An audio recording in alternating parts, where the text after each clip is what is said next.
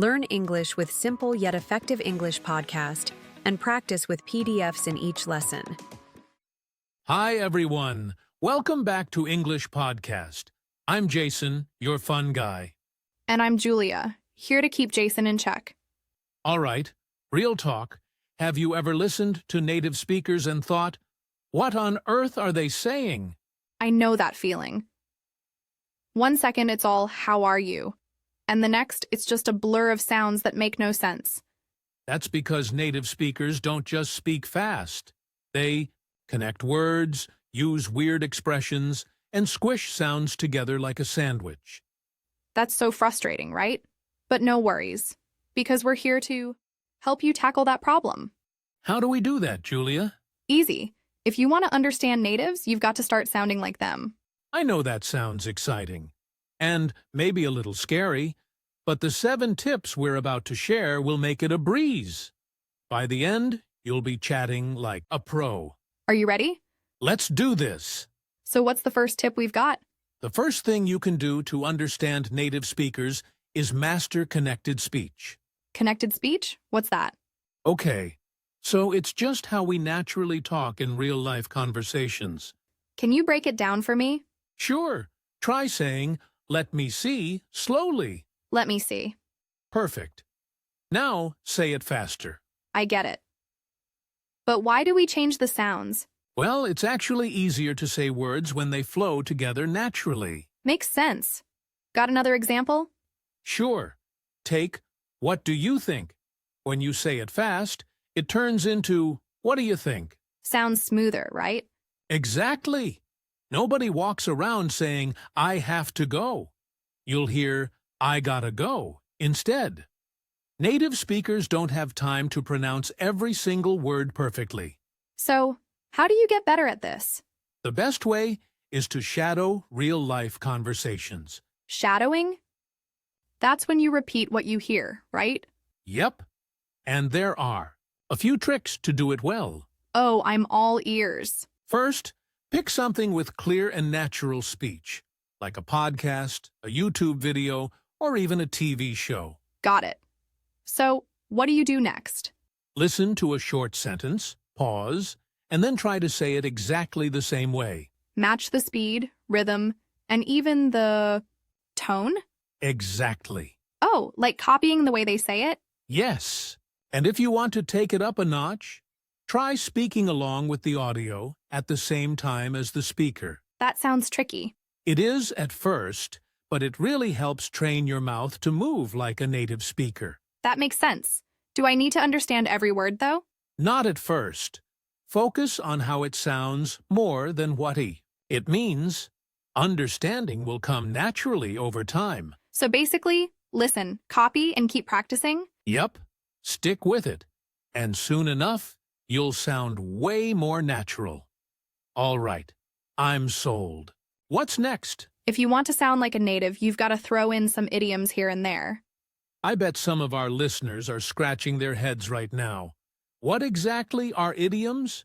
Idioms are those funny little phrases that don't mean what they actually say. Yeah. Like if someone says, "It's a piece of cake," they're not handing you dessert. They just mean it's super easy. Or if they tell you to spill the beans, they don't want you to ruin dinner. They just want you to let a secret slip. Well, native speakers use them all the time to make conversations more fun and expressive. Exactly. If you don't know them, keeping up with conversations can feel like putting together a puzzle with missing pieces. Plus, idioms are tied to culture. Many come from history, stories, or just everyday life. Like hit the sack for going to sleep, probably from when people actually slept on sacks of hay. So, picking up idioms helps. You get a better feel for the culture, too. Sounds like a win-win, right? Totally. And the best way to get the hang of idioms? Learn 1 or 2 a day and work them into your conversations. There are so many idioms you can slip into daily conversations. Take break the ice, for example. But that doesn't mean literally smashing ice, right? Nope. It just means starting up a conversation. Great for making new friends. So, if you want to step up your English, start throwing idioms into your chats. Try sneaking one into a conversation today and see how it goes. What else can we do to chat with native speakers like a pro? Let's talk slang. Oh, yeah. Slang is that informal language native speakers throw around all the time. You won't find most of it in textbooks, but you'll definitely hear it everywhere. In fact, I bet you've come across it plenty of times already. Like chill for relax, or cool for awesome. We've probably dropped those words 1,000 times in our podcast.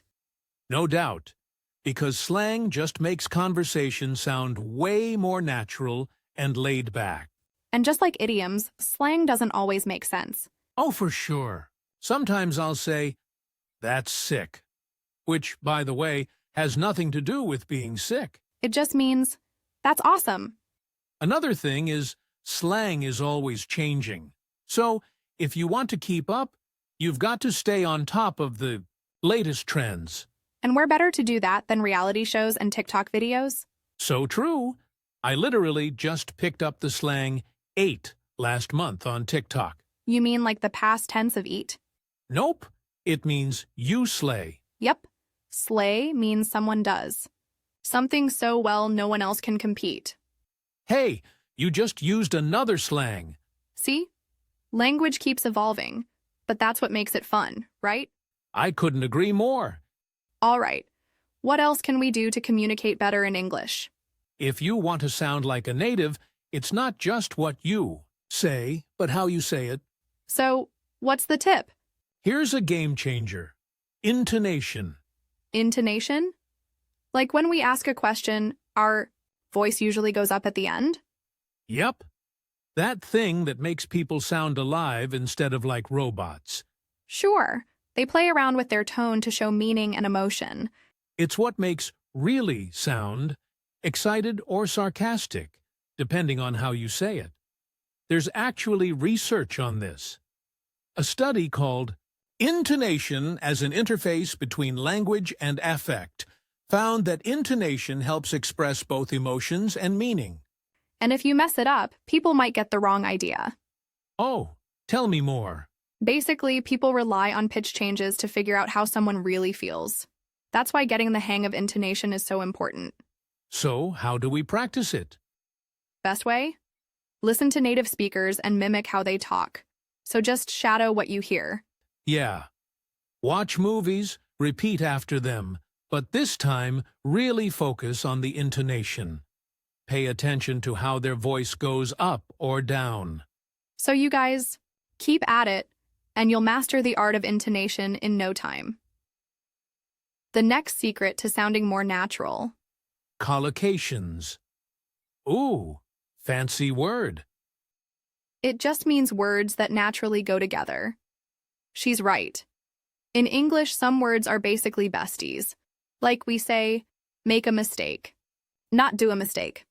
And before you ask why, well, native speakers don't even think about it. These word pairs just click. So, if I say make a mistake instead of take a break, will people still understand me?